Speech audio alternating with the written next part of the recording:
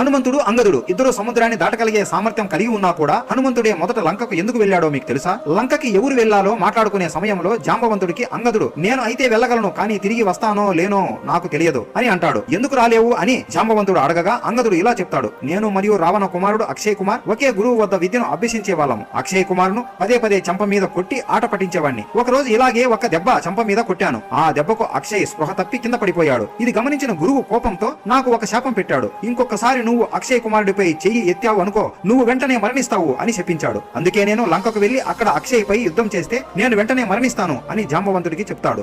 సరే అని హనుమంతుడిని లంకకు పంపిస్తారు. రావణుడికి కూడా ఈ విషయం తెలుసు. అందుకే అశోక వాటికను ఒక కోతి నాశనం చేస్తుందని తెలుసుకున్నప్పుడు అతను మొదట అక్షయ్ కుమారునే పంపాడు. వాలిని శ్రీరాముడు చంపాడు కాబట్టి ఇక్కడికి వచ్చింది అంగదుడే అని అనుకున్నాడు. హనుమంతుడు కూడా అక్షయ్ని చంపితే అంగదుడికి ఏ సమస్య ఉండదు అని మొదటగా అక్షయ్ కుమారుడినే చంపేస్తాడు. జై హనుమాన్ అని కామెంట్ చేయండి.